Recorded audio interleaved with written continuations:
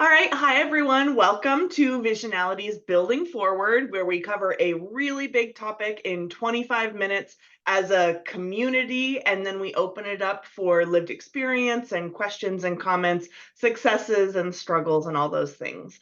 So, my name is Emily Barany. I'm the CEO and founder of Visionality, and I'm very excited to introduce our guest star today, Chloe Redmond. Chloe, tell me about why I invited you here to talk about wellness in the workplace. What's your background, and tell me about how you're passionate about this topic. Yeah, so my name is Chloe Redmond. I am the founder and CEO of Vino Vaquera Consulting. We are a mindful digital marketing agency. And really, the last couple of years, we have focused a lot of our conversation with our clients around wellness in the workplace and what is currently going on and how we can build um, kind of that structure within and really be able to essentially reset um, your company's nervous systems, because that's one thing when we think about investing in employees and investing in our people. One of the things that doesn't seem to kind of make the list is, well, how do we really reset our nervous systems for our staff, and kind of cater to, kind of what that company culture looks like if we were to add a well-being tier. So we're kind of focusing on those conversations right now within Santa Barbara County. And we are proud to be a Visionality partner. So we are super excited to be here, and really excited to create some beautiful wellness opportunities for Santa Barbara County and beyond.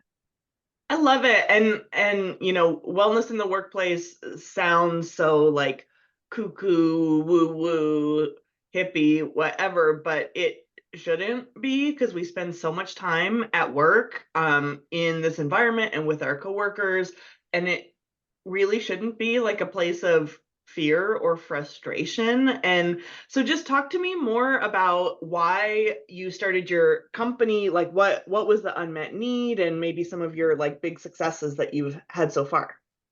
Sure. So I have been in the hospitality world and marketing realm for about 15 years now. I have worked for amazing corporate agencies. I've worked for teeny tiny mom and pop businesses. And I think across the board, um, what I was finding personally as an entrepreneur was that I knew I was living my purpose and my passion, and I could feel, my career moving and growing in the right direction. And I just wanted to figure out how I could inspire others by having a conversation that wasn't being had yet, and really kind of defining what that gap was, and what the pitfall was kind of right now in company culture. And what we were finding, I mean, more or less, was that teams are so lean. A lot of teams are so lean out there. And so, what are we doing to incentivize? What are we doing to strategize? What are we doing to uplift? What are we doing to rejuvenate? Because as an entrepreneur in general, when we talk in kind of holistic and wellness terms, um, when you're in the entrepreneurial lane and you're driving so hard, you're really kind of driving in this divine masculine space. And so when we have that little fire or that big fire come up, it immediately goes into fight or flight. Mhm. And so what we work with our entrepreneurs and clients is really kind of understanding what the flow state looks like and how to jump in and kind of thrive in that flow state so that we don't get stuck in these everyday fight or flight moments as an entrepreneur, or in kind of the corporate business office space, and how we can mindfully work together as a team, because teamwork is so special and important. And so we really talk about kind of what it means to properly communicate with people. And I guess for me personally, from my personal experience, I had been in situations with corporate businesses that were thriving. I mean, numbers wise, holy moly, through the roof, right? But no one is happy. Not one person is happy there. The turnover is absolutely insane. And you think, gosh, if someone were to just have a conversation, if there were to be a space held even once a week just to say, hey, and it's not a meeting, it's not a formal meeting. It's, hey, if you want to show up here in this space, whether it's in person or on Zoom, preferably in person because we can all be together now and it feels so good. But to really be able to voice your opinions and what you're working on or what you want to be working on. And in 2020, I had a really beautiful experience personally to be able to work for Chopra Global, which is Deepak Chopra's wellness brand. And there, for 2 years, I was really able to understand and get this beautiful, deep insight journey on what wellness in the workplace really can look like. If you really invest in your people and community, what that can look like, what that community culture can look like. We were still really lean and mighty teams, but we took care of each other. And we nurtured our creatives, we nurtured our creative teams, and that was really powerful too. And so in 2021, I had my third child. I'm a mom of 3 boys. I had my third child, and I was like, oh my gosh, I wanted to be a Chopra lifer. This is my work. I believe so deeply in this work. I'm a certified primordial sound meditation instructor and an Ayurvedic healer through Chopra. I am like so all in at this point, but I knew 3 children was going to look so very different in my life, and I needed to take some time off. And while I did that, I really spent a lot of time with myself as a mom and as a person, just kind of getting to know myself again and navigating what that journey looked like for me and what this new tier of entrepreneurship was going to be, because I'd been in the consulting field for a long time. And I wanted it to feel different. I wanted it to feel like I was planting deeper roots. And so really spent a lot of time thinking about what the last couple of years at Chopra did for kind of my entire viewpoint of what wellness in the workplace should look like. And how I wanted my conversations, my one-on-one consulting relationships to look like, and how I could weave kind of my teachings, and everything I've learned through Chopra and mindfulness in with what we're doing now and in with Santa Barbara County, because I love being here. I'm 4th generation Santa Barbara County. I am so proud of the businesses that are here, the entrepreneurs, the creative energy that we have surrounding this county is so cool. And so vibrant. And so when I decided that it was kind of time to fully kick off the brands again, I was in this space personally of just really living in alignment and knowing that this work does help, it does heal, it heals businesses, it helps to understand that a company is investing in your nervous system.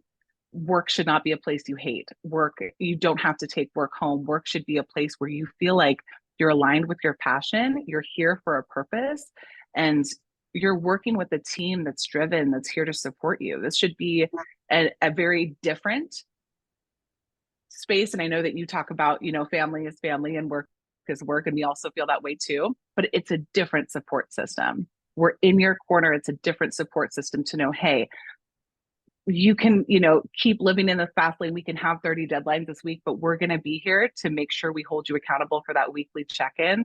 And just so you know that you have a team that's dedicated to making sure that, hey, if we need to do some breath work, or hey, does it help to take 30 minutes to take a walk and, to the juice place down the street, like whatever it is, does it help to take that break and call your spouse?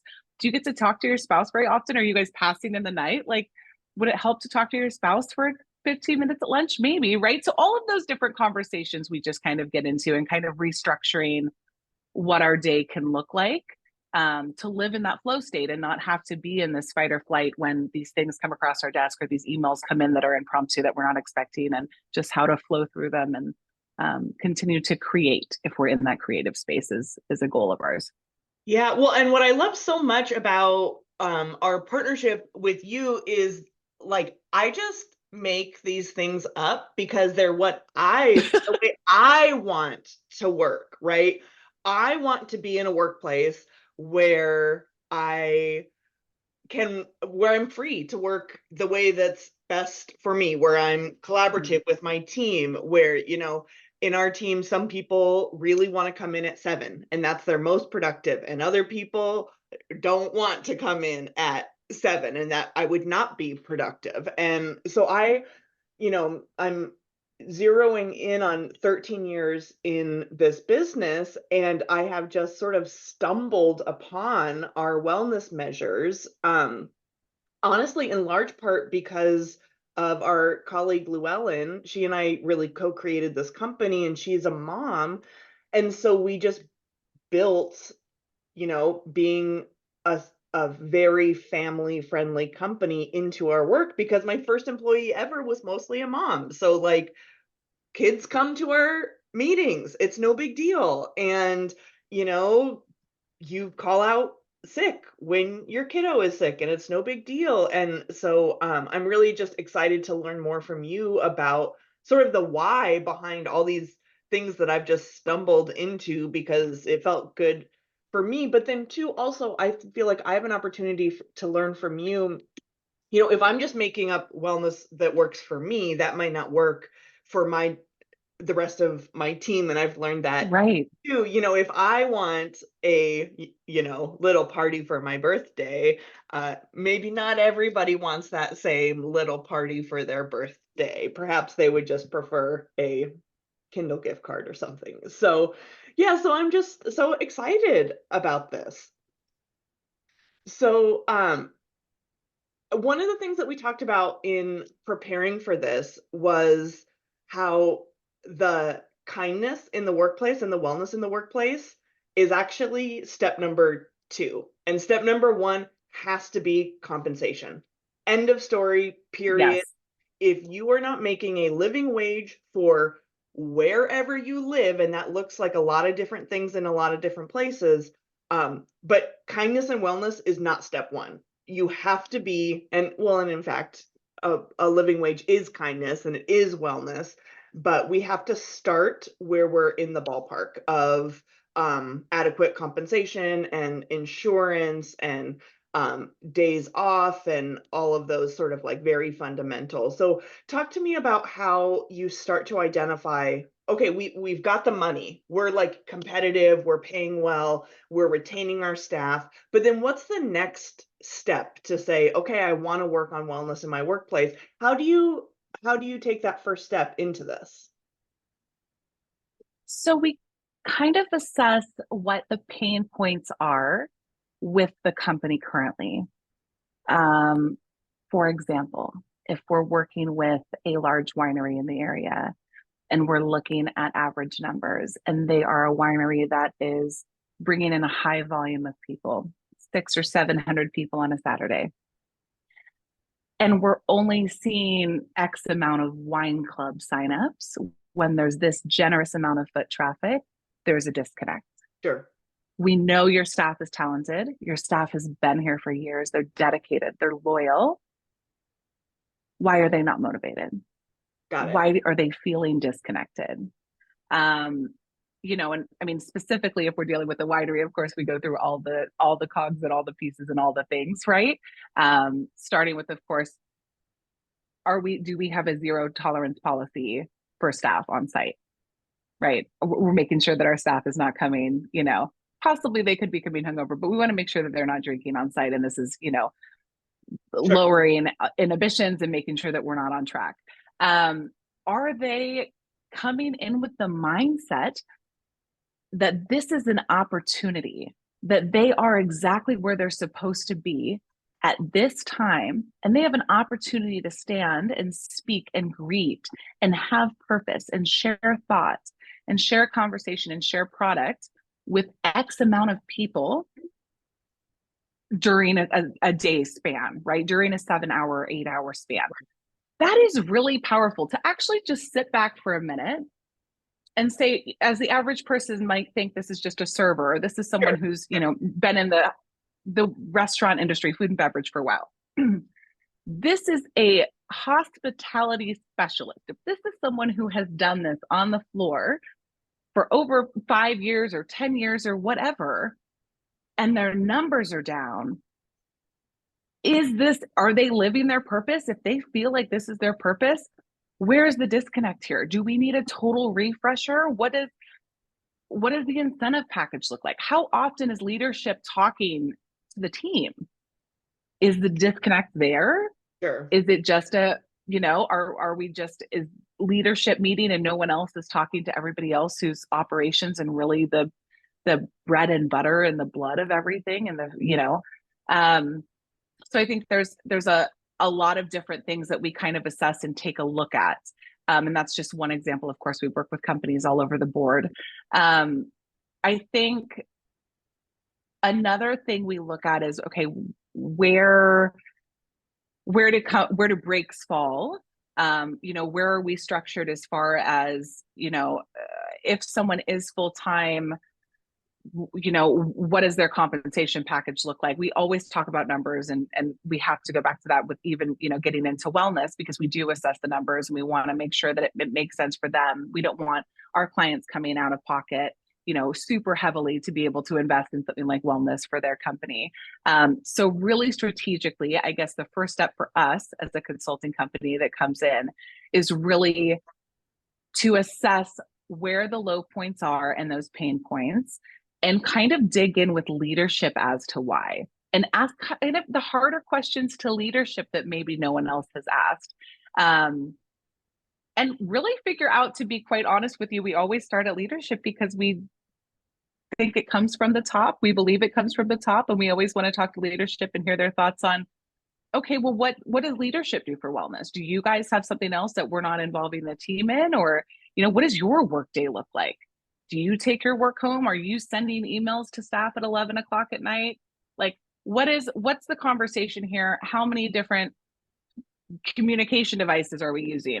Do we have 4 different platforms? Are we slacking everybody and we're emailing and we're doing this? Like, I think what's interesting too is that with every company we're dealing with currently, we're still seeing a lot of statistics from just their staff coming back from kind of their overall COVID experience. We still have a lot of people that are traumatized, understanding and defining their trauma from that time period and understanding how to work through it. And everybody deserves to have that healing space and almost kind of a mourning space, if you will. There's a lot of people, like I had a very different experience from my husband during COVID. I was able to work full-time from home, and my husband didn't. Yeah. He worked full-time. He was still customer facing during COVID. We had a totally, like, still to this day when we talk about our experience, I'm like, wow, I feel like we lived on 2 different planets during that time. Yeah. And I mean, little things like, this is gonna, I hope, get a chuckle out of you, but your backdrop right now is a trigger for me.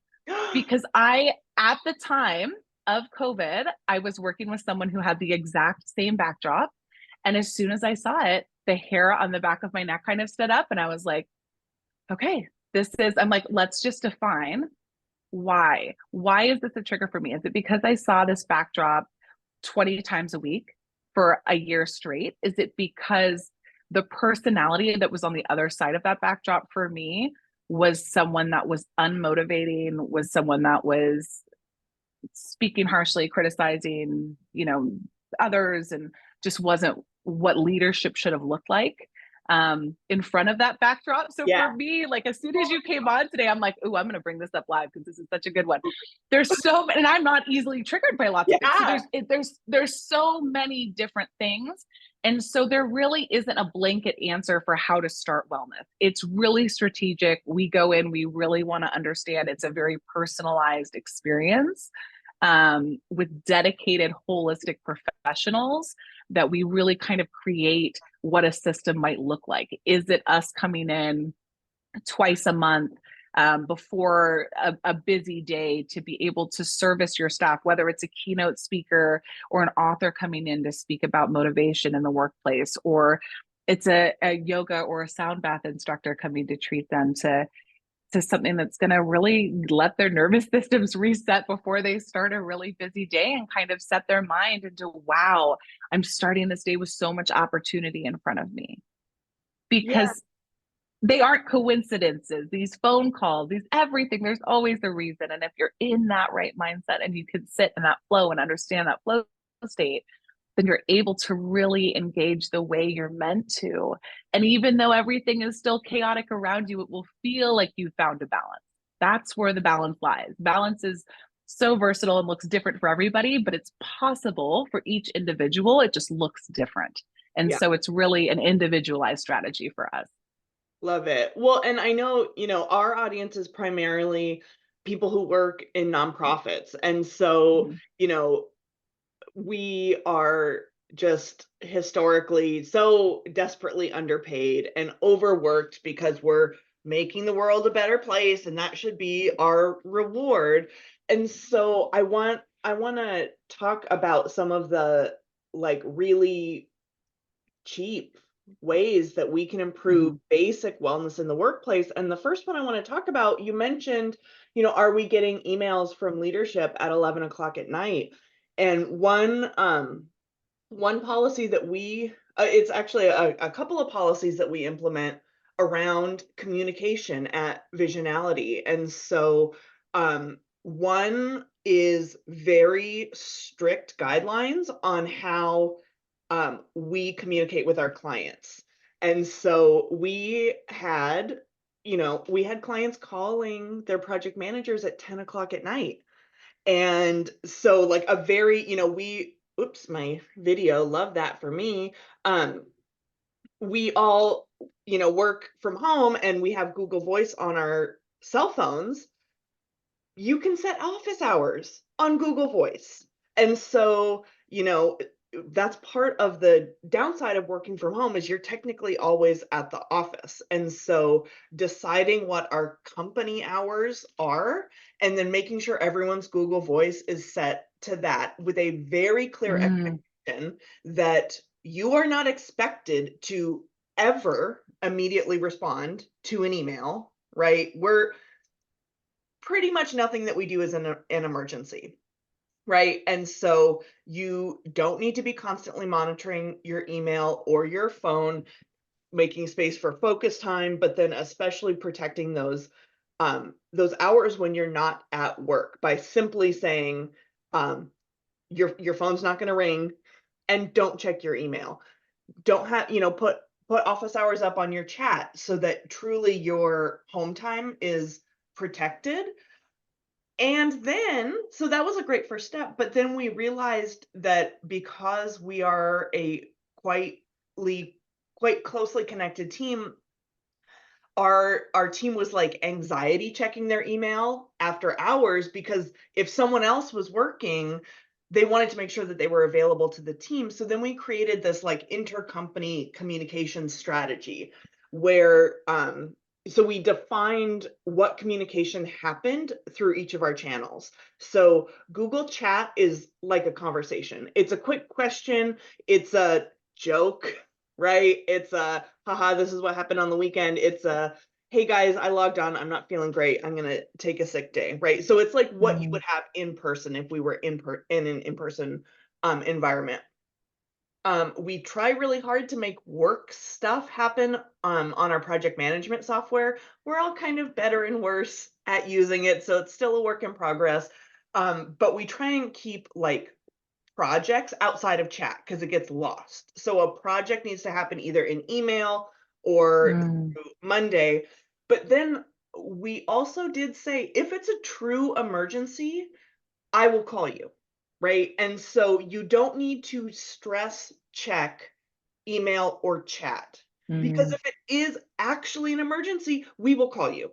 And that communication strategy has enabled me to go to Spain for 2 weeks and not check my email because I knew that if it was an emergency, they would call me.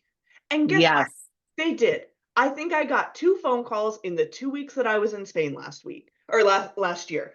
And so it really and then too that speaks to whatever leadership does, we're setting the tone.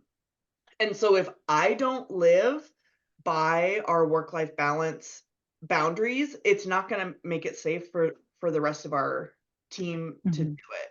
And another good example of that is we have no meeting Fridays, and but I was really struggling not taking meetings on Friday because doing meetings is most of my job. But I know that if I don't do it, then the rest of the team isn't gonna do it. And so we really do need to, as leadership, demonstrate it. The same boundaries apply to every seat at the table. So, and I actually want to talk to you about no meeting Fridays. It was a kind of actually Katie is on the call and she helped me lean into no meeting Fridays. We've all read the papers about how a 4-day work week, in fact, is just as productive as a 5-day work week. Yes. Your employees are happier and healthier and more balanced. So then they actually do more work in 4 days than they did in 5 days, right? So it's actually better for your business. Um, so I knew all that stuff, but I just was really, I couldn't say yes. I couldn't officially say Visionality is a 4-day work week. And so I was talking with Katie and I was being vulnerable and saying, I know this is all true.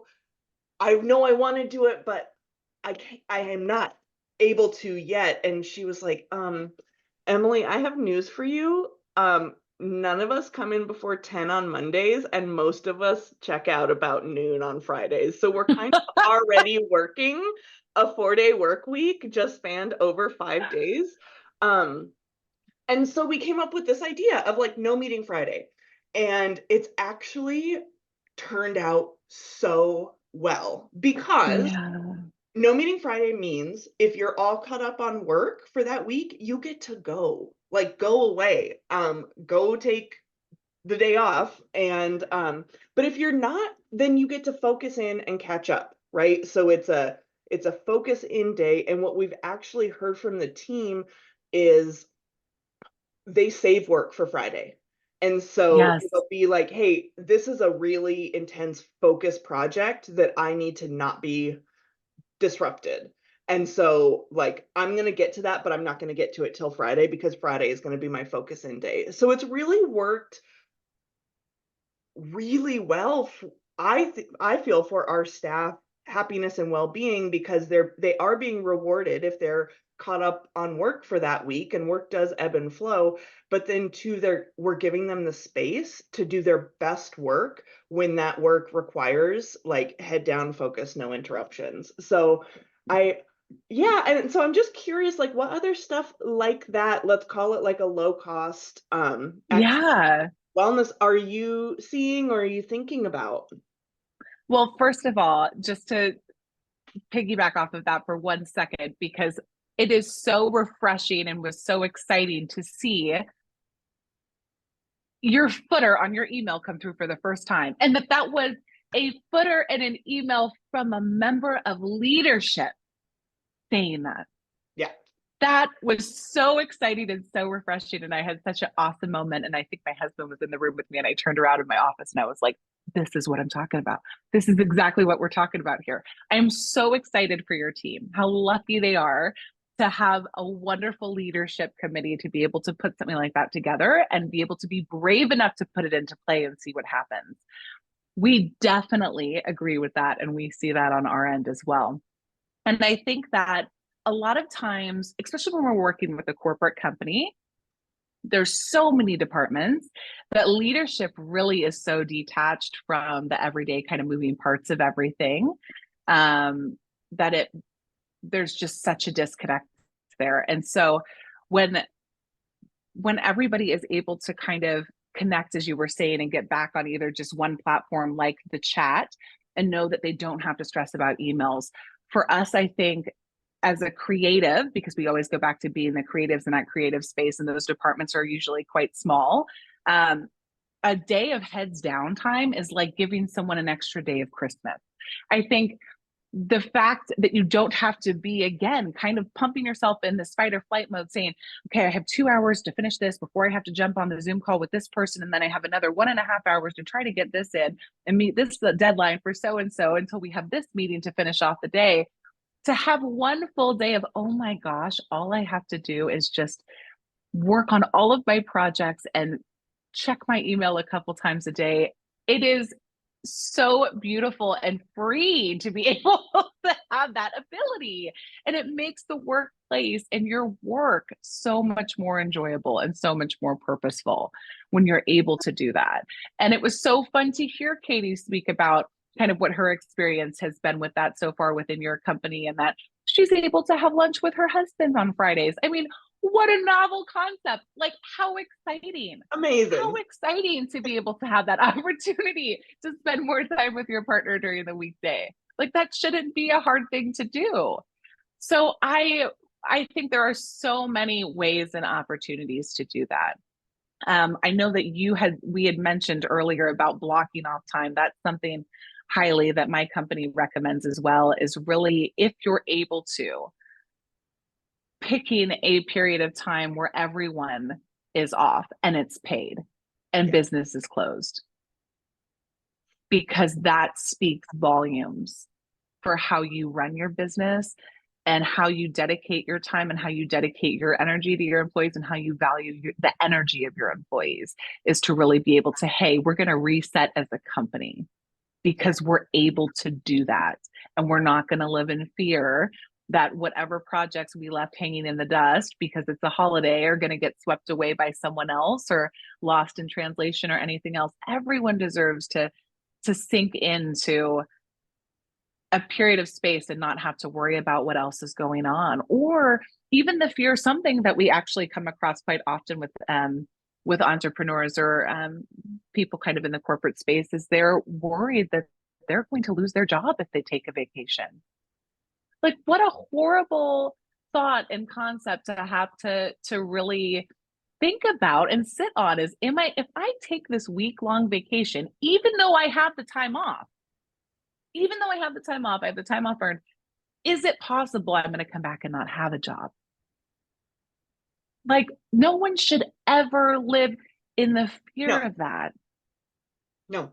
I mean, as a consultant, um, have had really interesting relationships where I've had to kind of hit pause and be able to say, nope, this isn't working for my nervous system.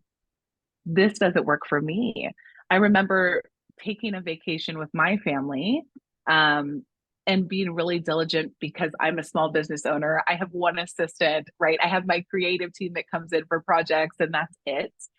And so being able to really shut off my business for what I do to go on vacation is also very different. And I remember I put a lot of thought and effort into really making sure that everyone is set and taken care of before I leave. Um, and I remember receiving an email while I was on vacation from a client that was really upset. They didn't know I was on vacation. And I said, well, here's the receipt of all the deliverables that were handed in last week. This was everything we had on the calendar. Our next chat is not scheduled until 2 weeks from now. Um, is there anything else that I'm Yeah. missing, or that Yeah. did we drop the ball, or that I can help you with? And there wasn't anything. It was just purely the fact that this business owner was really upset that she didn't know I was leaving on vacation, even though I was a consultant.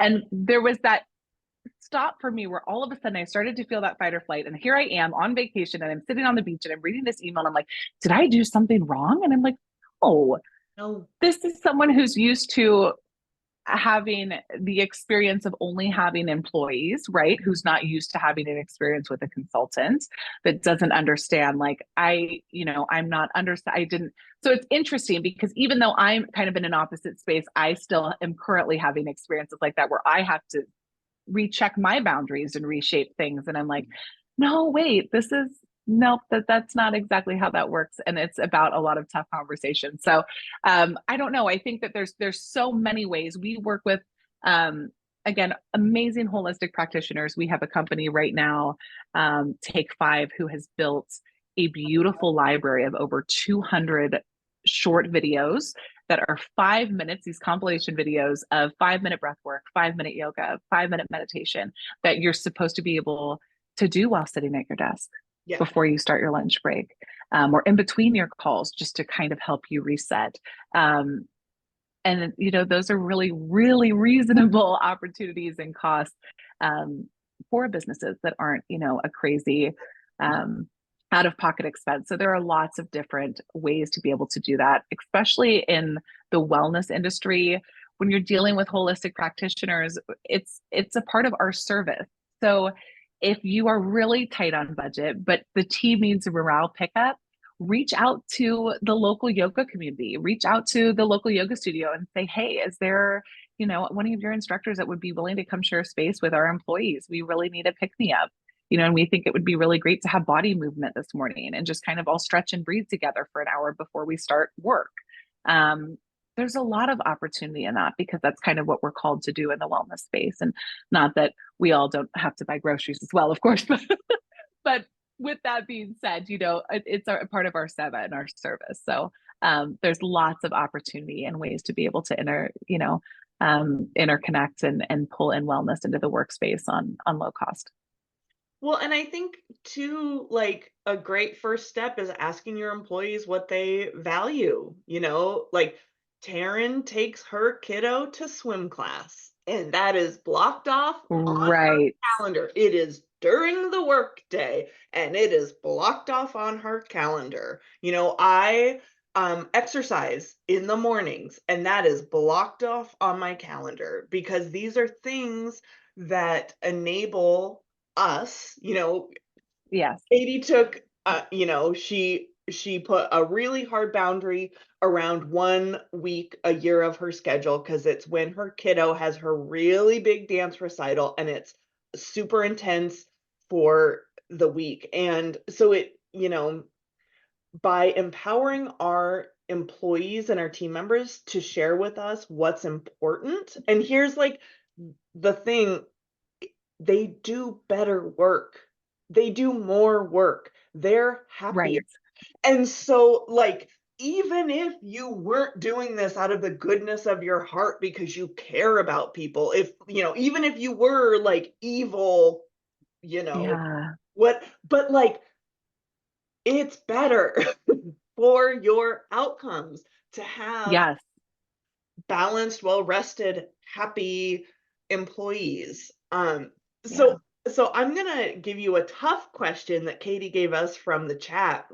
How can we introduce and explain the importance and value of wellness programs to a nonprofit board of directors or leadership? And I think this is especially nuanced because boards of directors by design can be really disconnected from the staff. And so in a ideal world, the board of directors works over here and the staff works over here, and the staff reports to the executive director, and the board manages the executive director, and the executive director manages the rest of the team. So that is a healthy dynamic. However, it does mean that the board can be quite disconnected from the staff, and especially in nonprofits, because administrative costs has been demonized, right? And wellness in the workplace would probably be an administrative cost. So let's talk about some ways that we could start bridging that gap to help the board understand that their staff needs opportunity for wellness, but then also how we start to implement some of those things. So I'm curious if you have any experience with that or any ideas on how we might start to broach this topic with potentially a disconnected board. Yeah, I am such a hands-on person, and I believe in really immersing yourself into something to fully understand or to be able to let go of expectations or whatever you thought something was before you experienced it. So, just like most companies offer a complimentary discovery call, I offer a complimentary healing and wellness exploration session. So, I like to go in and actually personally treat the board to a meditation experience and a short keynote experience so they can personally experience that together as they're used to sitting in space and energy together. And it's a really neat experience to see how that energy in that room shifts when they experience something like that together. Because it doesn't come through on a pitch deck, it doesn't come through in an email, it's not going to come through in a 15-minute discovery call. They need to understand the wellness work themselves and see if it aligns and how they respond to it personally. So if I have the opportunity and the choice, I always try to get in front of them first and have that experience with leadership and just say, hey, listen, $0 out of pocket. I want to help reset your nervous system and see if it aligns. See if this is something that you can get on board with. And you're like, okay, you know what? I can totally see how this would help our employees and how this would, help with morale. And let's see how we can integrate that and how that makes sense. So I always try to start with leadership and say, well, let's treat you first. Let's Let's see how you respond first, and then we can work our way down. Yeah, I love that. We recently helped plan a big conference for practitioners in children's mental health, and Mm-hmm. Taryn on our team designed a wellness track. So where there used to be another set of workshops for 90 minutes, Taryn brought in all of these wellness practitioners. And so we had a drum circle, we had yoga on the patio overlooking the ocean. So cool. We had a craft room where people could make friendship bracelets and do other crafts. And it was the highlight of the conference. And so I think too, like, recognizing, okay, they gave up an educational opportunity, right? We would have in previous years, we've filled that with more content. But out of all of the content for the 2-day event, the highest rated one was the wellness session. Like, yeah, we wanted to learn about new legislation that's impacting children's mental health, but in fact, the thing that really fed us that we're going to take away from that 2-day experience was the drum circle. And so it's like, that to me was really powerful in saying, like, this is a very clear unmet need, but two, I'm sure those employees wouldn't have taken just, gone just to a wellness retreat, right? They were given permission to do wellness Right. work under the guise of an educational conference. And Right. so, yeah, so Taryn just put in the chat, she's the one who designed our wellness session. All conferences should have a wellness session. You're away from home and working nonstop. It's a great way to unwind and do something for yourself. And yeah, so I think I'm going to encourage everyone, if you're in a position of planning a staff retreat or a board retreat or planning a conference or something like that, bring in a yoga instructor. It's quite powerful. Well, and as you touched on briefly, Emily, everyone is coming from a different place, and everyone's importance that they place in their life is somewhere different. And I think that no matter if we were going to swim class with our kids or we're hustling to ballet recital or whatever the case may be, I think it's so nice to come together and just hold space in community and within business settings with each other and humanize the situation again. I think there are so many with a weekly agenda, there are so many things that kind of get dehumanized in a way.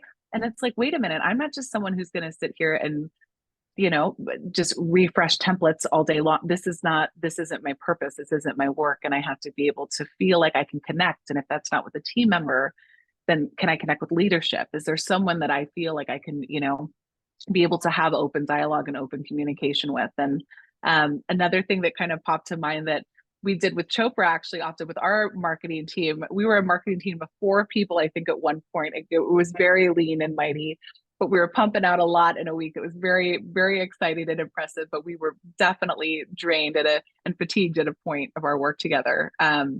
We would hop on midday for 15 minutes and play Pictionary online as a Yeah. team together.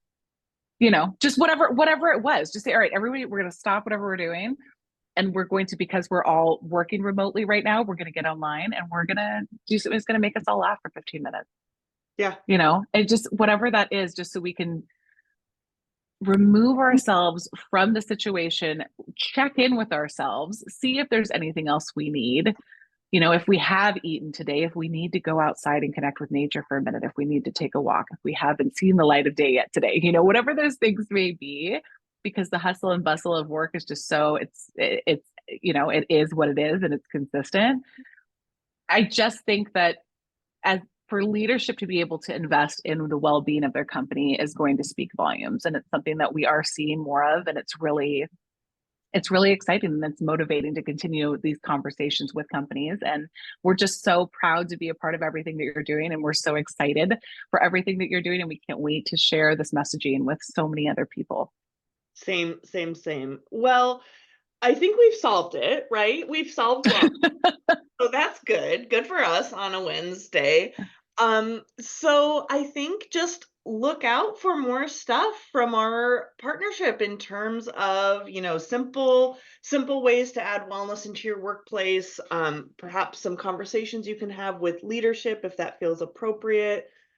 Because I think in the end, we're all trying to make the world a better place, and we can only do that for a sustained amount of time if we're also making ourselves a better place, right? So it really has to start internally first before we can have a long-lasting effect on the communities around us. Absolutely. Absolutely. I'm so grateful for your time. We solved it. This was We awesome. solved it. We're done. I I just can't wait to speak to as many Santa Barbara companies as we can together and share this vision because it is such a beautiful vision and it is sustainable. It's a sustainable vision. Yes, 100%. All right. Well, thank you so much. And everyone, give yourself a little treat today. Maybe go get some sun on your face and walk around the block. Give yourself a little treat. All right. Thanks, Chloe. Thank you. Take care, everyone.